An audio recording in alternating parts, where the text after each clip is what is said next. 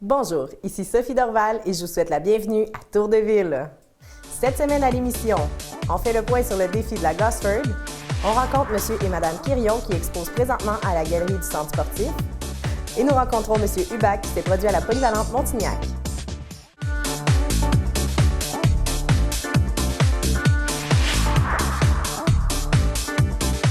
Vous êtes la prochaine exposition au Centre sportif Mégantic. Vous exposez à Troyes.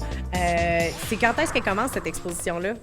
L'exposition commence le 15 février. L'accrochage se fait le 15 février. D'accord. Puis le vernissage va avoir lieu le dimanche suivant, le 21 février, dans l'après-midi. D'accord. À 2 heures. Oui. 2 heures. Je ne me suis pas trompé de date. Non, ça va très bien. Parfait. Et puis, un vernissage pour les gens qui n'ont jamais assisté, ça ressemble à quoi? Comment ça se passe cette journée-là? Le vernissage, c'est qu'on découvre pour la première fois nos œuvres devant un public. OK. Puis un public qu'on a invité, un public qu'on désire voir habituellement. Et c'est un happening, c'est un moment heureux où on échange beaucoup. Et c'est ça, un vernissage, c'est le plaisir de voir des gens découvrir nos œuvres pour la première fois. Puis il y a des œuvres qui vont être là pour la première fois, qui vont être exposées aussi pour la toute première fois. Lise, tu me disais que parmi les œuvres que vous allez exposer lors de cette exposition à Troyes-là, il va y en avoir que personne n'a jamais vues, là. Oui, il y a des œuvres nouvelles, puis ça va être comme une espèce de rétrospective aussi d'œuvres qu'on a fait au début. Donc, ça va être très, très, très diversifié. Puis les 3 artistes, l'artiste qui n'est pas ici, Frances aussi, les œuvres sont complètement différentes. C'est 3 artistes qui ne peignent pas de la même façon. Fait que c'est ça qui va être intéressant, ça va être de belles découvertes. Oui, ça va être là aussi un moment aussi qu'on peut justement comparer un peu des types d'œuvres, parce que vous deux, vous faites toutes les deux dans l'abstrait, mais Frances, elle fait pas ça, elle. Frances, c'est plus semi-abstrait, réaliste. Moi, je me promène dans les deux. OK. J'ai du semi... Tu vois, celle-là, c'est plus réaliste un peu, mais je préfère actuellement faire de l'abstrait. Puis Lise, c'est totalement de l'abstrait que tu fais. Actuellement, oui, mais j'ai commencé à faire du semi-réaliste aussi, là. Mais je pars, puis là, je sais pas trop. Là, dans l'abstrait, je pars, je sais pas où est-ce que je m'en vais. Des fois, j'aboutis, je frappe des murs, mais là, je recommence, puis jusqu'à temps que je sois satisfaite. OK. Ouais. Puis Lise disait que c'est une rétrospective qu'on fait. Effectivement, moi, je fais de la peinture depuis 85 à peu près.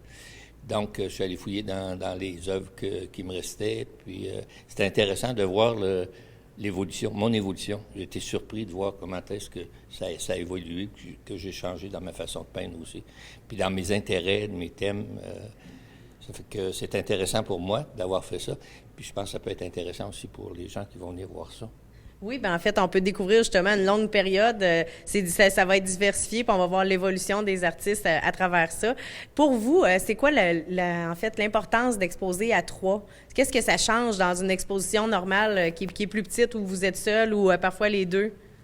Moi, je trouve que c'est peut-être plus intéressant parce que les gens qui viennent voir, puis nous autres aussi, on a plus de surprises.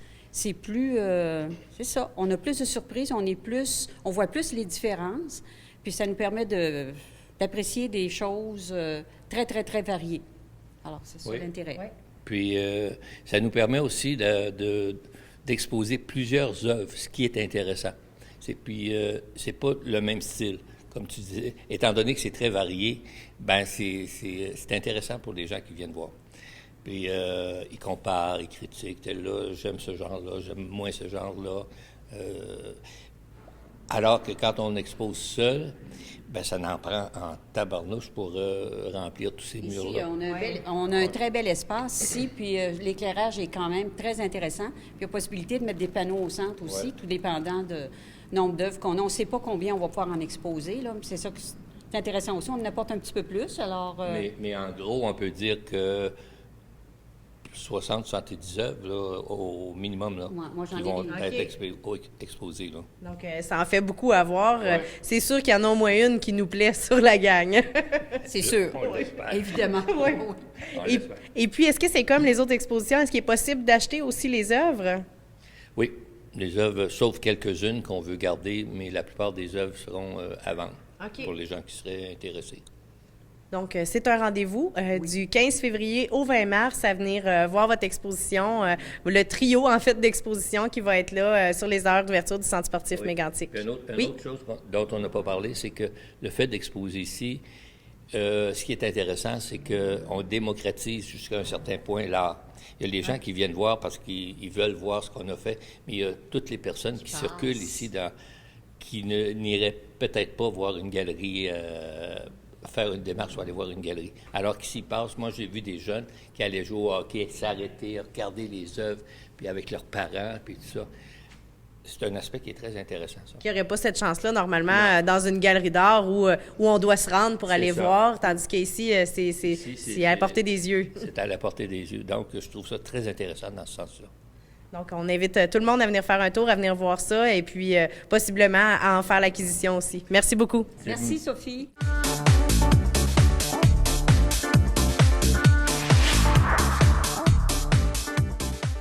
La résidence Éden-sur-le-Lac est un endroit sécuritaire, confortable et de service. Communiquez avec nous dès maintenant pour prendre un rendez-vous pour une visite.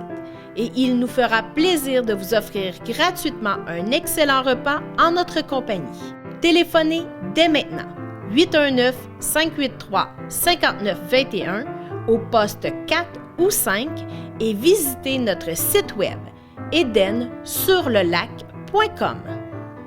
Dominique Toretto, tu me connais pas. Mais c'est sur le point de changer. Couchez-vous! La guerre est déclarée. Quelqu'un veut nous faire payer ce qu'on a fait à Londres. Et c'est œil pour œil, dent pour dent.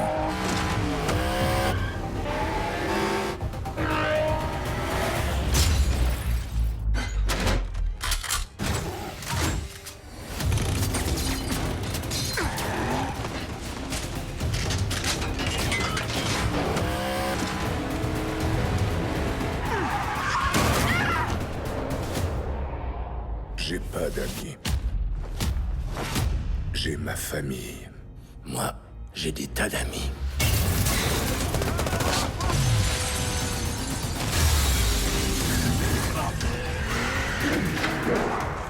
Dangereux 7 à Super Écran.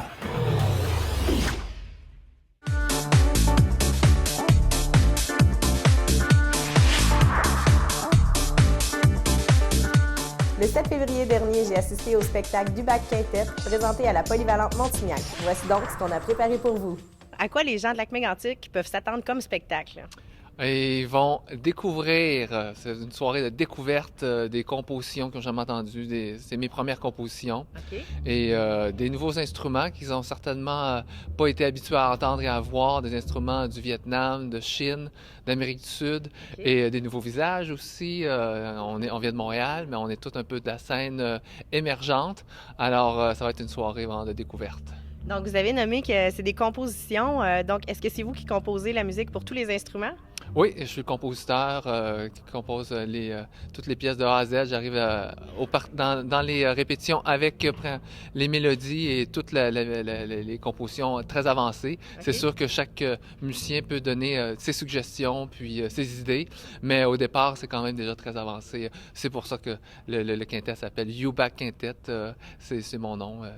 Voilà, c'est moi qui dirige et puis qui compose. Et puis, oui. Pour composer tous ces instruments-là, toute la musique, en fait, d'où vient l'inspiration de tout ça? Est-ce que c'est des moments dans une année? Est-ce que c'est la nature qui vous entoure? De quoi vous vous inspirez? Ça peut venir de plusieurs aspects de la vie. C'est sûr, comme moi, c'est mes premières compositions. On dit souvent que notre premier album, on a toute la vie pour le composer. Alors, c'est un petit peu ça, l'histoire de mes racines du Vietnam, de ma sortie en boat. J'étais un réfugié de la mer, ce qu'on appelait les boat people. Alors, il y a une pièce inspirée de cette sortie du Vietnam-là, quand j'étais un réfugié, de où j'ai grandi.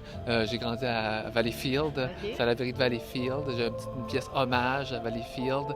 Et puis ensuite, il y a des pièces un petit peu influencées par les voyages que j'ai faits en Chine, en France, à Paris, en Amérique du Sud, au Pérou. OK. Et juste dans l'instrumentation, c'est ça, le jeu des instruments aussi sud-américains, comme je disais. Je suis allé beaucoup jouer au Pérou avec un compositeur très connu là-bas qui s'appelle Lucho Quequesana. Chaque année, je vais jouer au Pérou avec lui. Alors, j'ai vraiment pu me familiariser avec la culture péruvienne. Alors, on peut tout entendre ces influences-là, mon histoire, d'où je viens, et puis des expériences de vie, et puis toutes les différentes influences musicales aussi passent dans les compositions. Bon, mon premier instrument, c'est la guitare jazz. Okay. Alors, j'ai fait mes études académiques en jazz, guitare. Ensuite, là, j'ai eu un retour vers mon héritage culturel de mes parents. Je suis allé étudier cet instrument-ci, le monocorde vietnamien, un instrument à une corde qui s'appelle Dan Bao. Ensuite, je suis allé étudier en Chine, au conservatoire de Shanghai, le violon chinois. Et puis, quand je suis revenu à Montréal, c'est là que j'ai rencontré le compositeur péruvien dans un festival de musique du monde. Alors, finalement, le projet, c'est un petit peu un résultat de l'amalgame de tout ça. Je me disais, OK, au lieu de faire plusieurs projets disparates, je vais essayer de faire un projet où toutes ces couleurs-là, tout ce dialogue de culture-là peut s'entendre de façon homogène dans un projet. Donc, quelque chose qui vous ressemble beaucoup avec tout votre bagage, toute votre histoire. Là. Bien, exactement. Je pense que pour tout artiste, peu importe la discipline, le but, ultimement, c'est d'exprimer qui on est, puis notre histoire de la façon la plus honnête possible. Puis, à un moment donné, par exemple, juste pour vous dépeindre un peu mon propos, c'est que je jouais avec mon maître de Dan Bao, le monocorde vietnamien, qui est une sommité au Vietnam. Et par hasard, il a habité à Montréal pendant 10 ans. Et j'ai eu la chance d'apprendre avec lui sans avoir eu à retourner au Vietnam. OK. Mais ceci dit, j'ai joué dans son groupe de musique traditionnelle vietnamienne. J'ai fait ça pendant 4-5 ans. Puis à un moment donné, je me suis dit, j'ai bien beau être né au Vietnam, mais je pourrais jamais jouer la musique traditionnelle vietnamienne de façon aussi honnête que quelqu'un qui a vécu là-bas, puis qui a grandi là-bas, puis quand il allume la radio, c'est ça qu'il entend. Mm-hmm. Moi, oui, je l'entendais à la maison de mes parents, mais quand je sortais à l'école, à la cafétéria ou à la salle des étudiants, c'était du rock qu'on entendait, du blues, du jazz, c'était plein d'autres trucs. Alors, c'est un petit peu ça que je veux exprimer, c'est ma réalité, oui, de mes racines, mon héritage, mais j'ai quand même grandi ici, et c'est plus ça que je veux exprimer, ma réalité ici. Puis c'est un petit peu, je trouve, l'essence de grandir, de vivre en Amérique du Nord, je pense, c'est d'être créatif. C'est une terre très jeune ici. Puis, contrairement, par exemple, à la Chine ou à la France, des pays qui ont des millénaires d'histoire, mais ici, je pense qu'on se définit plus par la créativité. On peut venir, les gens viennent un peu partout et on peut se faire notre place, on peut se faire notre identité. Il faut juste être créatif puis dialoguer avec les gens qui nous entourent. On a le droit d'être à part entière différent, justement, dans cette musique-là et puis dans toute autre facette. Si les gens veulent avoir plus d'informations, veulent voir des extraits de spectacles ou des photos, de quelle façon on peut avoir cette information-là? Le meilleur moyen, sur mon site web, youbac.com, UUBAC.com. Il y a des vidéos de nous en prestation live. Un album n'est pas encore prêt, mais il sera prêt au printemps. Alors, les gens pourront se tenir au courant de la date de sortie et aussi des dates de tournée, parce qu'on est en tournée jusqu'à l'été et ça va continuer aussi dans tout le Québec. Alors, on va peut-être repasser pas trop loin de chez vous. Alors, sur le site web, ça va être le meilleur moyen. Merci beaucoup. Ça promet d'être un très beau spectacle. On invite les gens à vous suivre et puis à attendre à voir la sortie de l'album très bientôt. Merci. Merci beaucoup. Puis en passant, aujourd'hui, c'est le jour de l'an vietnamien et chinois. Alors, bonne année. Bonne année.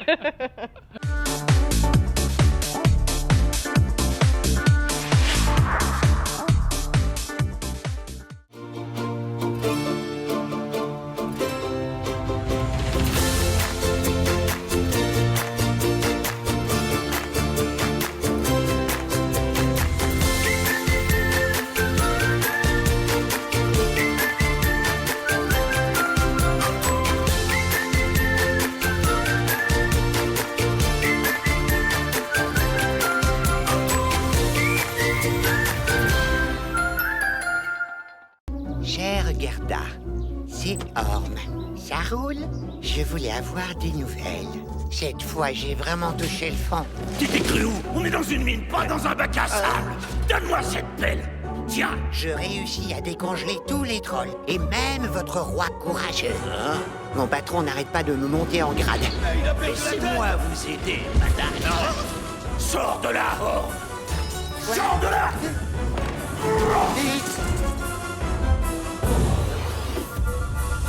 énorme. Qu'est-ce que c'est?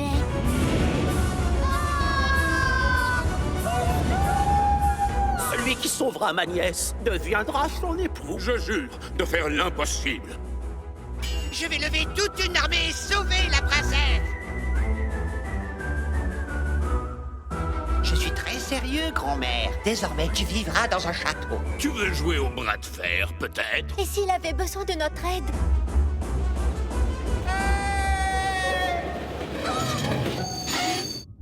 Apparemment, tu n'as pas entendu parler de mon entraînement spécial et de mon célèbre poing d'acier. Une attaque de panique. Ma soi-disant armée m'a abandonné lâchement. La Reine des Neiges en a après Orme. Il nous attendra à la falaise noire.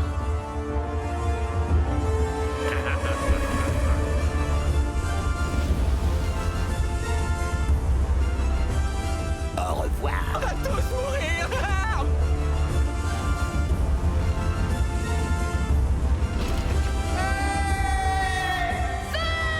Je vais transformer tous tes amis en sculptures de glace.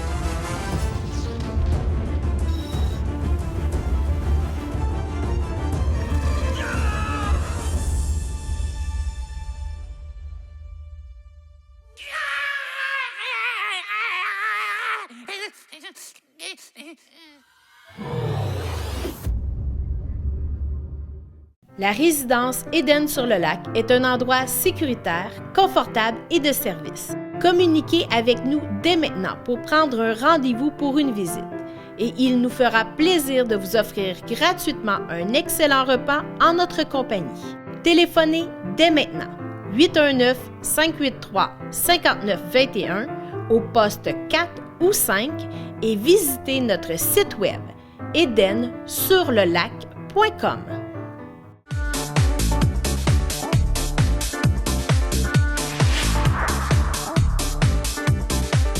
Les 6 et 7 février dernier a eu lieu le défi de la Gosford. On fait le point avec M. Saucier.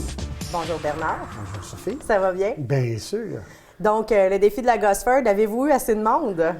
On a eu beaucoup de participants et beaucoup de spectateurs. Oui. Écoutez, pour peut-être mettre en contexte, les courses de chiens cette année, pour les gens qui regardent un peu dehors, ils doivent voir qu'il n'y a pas eu trop de neige. Oui.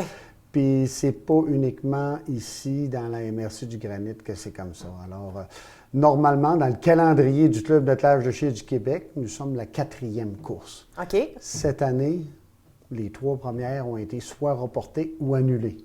Donc, on était la première course. Donc, on a fait plaisir à beaucoup de coureurs parce que tous avaient hâte d'essayer le chien. Ça doit.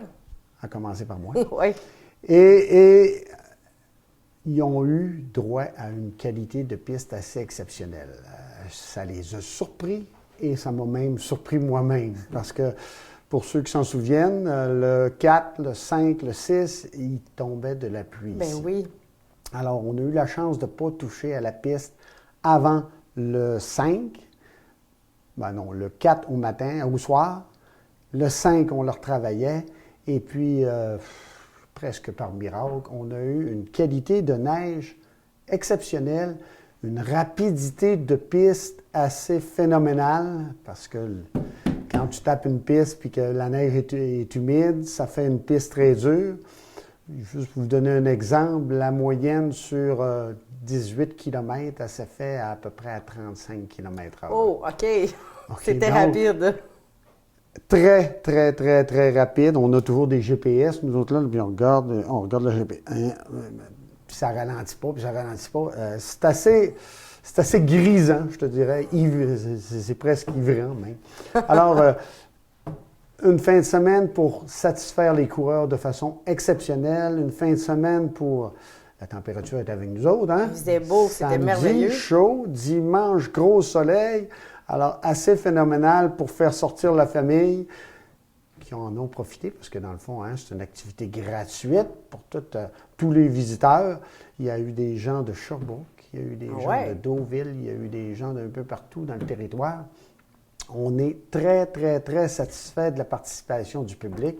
C'est environ 750 spectateurs qui ont passé au cours de la fin de semaine. Ça fait du monde? Au niveau des équipes, ben, on a eu une participation presque record aussi. On a eu 78 équipes au total. 15 en ski de joring, pour les moins familiers. Ski de joring, dans le fond, c'est un fondeur, quelqu'un qui fait du ski de fond, style patin, aidé dans sa progression par un chien en avant. OK, seulement qu'un. Seulement qu'un. OK, il n'y avait pas assez de participants à 2 chiens pour faire mettons, une compétition, dans le fond, courir contre toi-même, pas terrible. Alors, juste un chien devant des skis de fond, hommes et femmes. Okay. 15 participants dans ces deux, dans hommes et femmes. Le 6 chiens a attiré 32 équipes.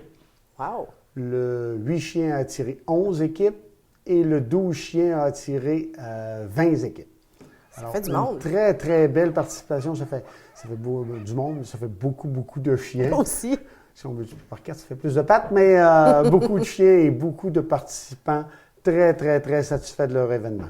On m'a dit aussi qu'il y avait des gens qui venaient de très loin, des mocheurs qui venaient de très loin pour venir faire la course. Hein? Vous aviez du monde d'un peu partout. Des gens de la limite du Nouveau-Brunswick. OK. Il y avait de l'Ontario. Il y avait 20 équipes des États-Unis jusqu'au Dakota du Sud. Alors, tous ces gens-là, on a entendu aux nouvelles qu'il y a eu beaucoup de neige par là-bas, là. Ouais. Mais ils cherchaient aussi la neige. Ça doit. Ouais. En cherchant de la neige, moi, j'ai eu une confidence en fin de semaine. Il paraît que vous en avez déménagé de la neige pour faire une piste. Écoutez, c'est bien sûr que pour la piste, la grosse portion de la piste, on était correct. OK. C'est que ce qu'on avait planifié, avant de savoir qu'il n'y avait pas de neige, c'est qu'on déblayait une partie du chemin pour faire du stationnement. OK. Mais là, il a fallu changer de plan, donc pas partir dans une piste, une section de sentier qui était très, très glacée et partir à un autre endroit. Et là, on avait à peu près un 500 pieds de chemin gratté depuis le début de l'hiver.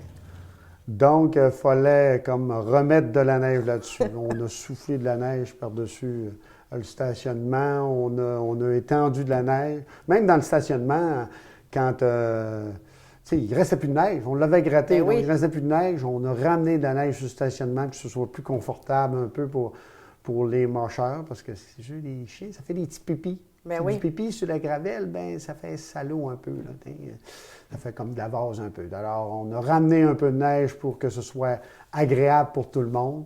Le samedi, c'était de la belle neige grise sur le stationnement.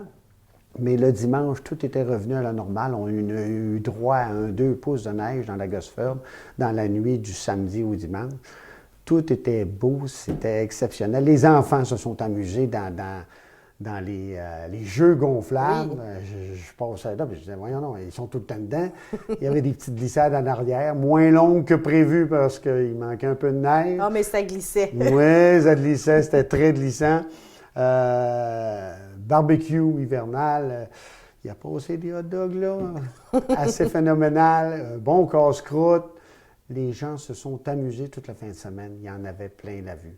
Donc, encore un bel événement réussi.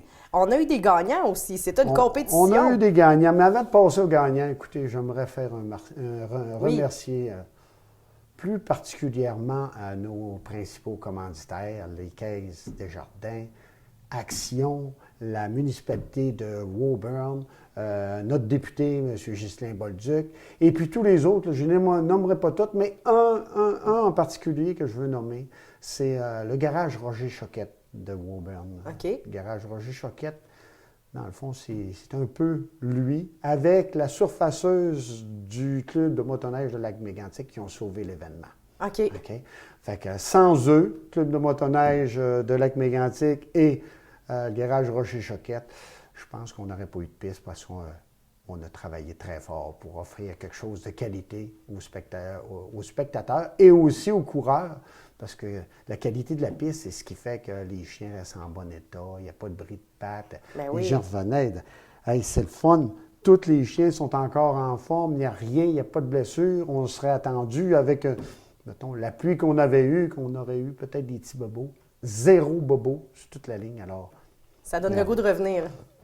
Alors, pour en venir aux gagnants, oui. Nous avions 15 participants dans le ski joring. Les hommes, la première position est allée à Francis Génina de Drummondville. La deuxième est allée à Louis Parent de Québec. Et la troisième est allée à Gilbert Brochu de la limite de l'Ontario. D'accord. Première dans le ski joring femme, première position, Karen Cooler, je crois que c'est dans le nord de l'Ontario. D'accord. Flavie Morin-Doré de Sainte-Catherine de Attelé a raflé la deuxième position et Albine de Vinan de Joliette la troisième position. Alors, il y a beaucoup de calibres. Puis, une situation assez particulière, c'est que notre nombre de coureurs en ski joring augmente. Puis cette année, il y avait une deuxième course, je crois, à East Breton. OK, et puis, fun. on a quand même attiré, je dirais, presque les meilleurs coureurs ici à Woburn. Dans la catégorie à 6 chiens, on a eu un podium de femmes. Oh! Je ne sais pas si c'est dû au poids ou leur finesse avec les chiens, mais la première position est allée à Valérie Fuchs de Haute-Claire. Ça se trouve dans le bas du fleuve, sur la limite du Nouveau-Brunswick. La deuxième position à Nova Clifford de Raymond, au New Hampshire.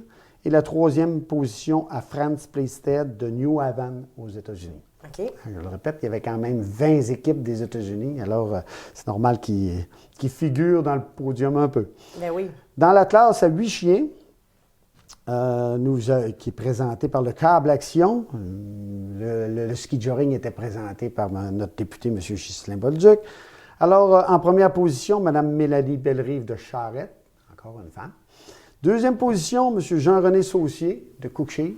Alors, il y a un lien de similitude avec moi, c'est mon fils. Et la troisième position, M. David Cahouette de Saint-Gabriel de Kamouraska.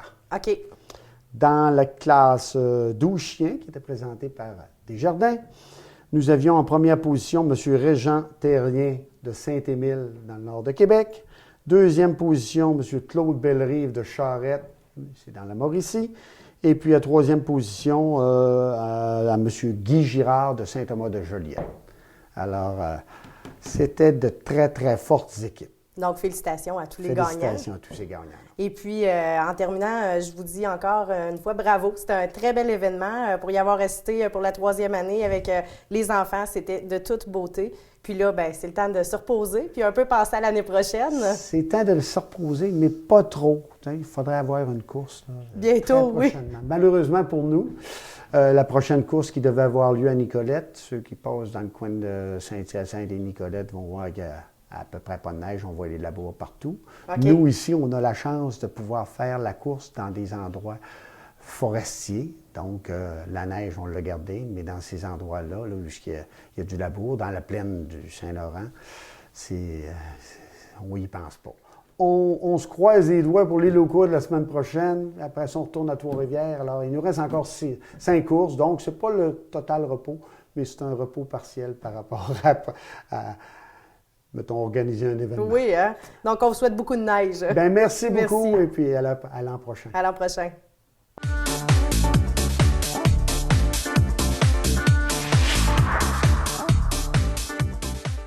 La résidence Éden-sur-le-Lac est un endroit sécuritaire, confortable et de service. Communiquez avec nous dès maintenant pour prendre un rendez-vous pour une visite. Et il nous fera plaisir de vous offrir gratuitement un excellent repas en notre compagnie. Téléphonez dès maintenant 819-583-5921 au poste 4 ou 5 et visitez notre site web edensurlelac.com.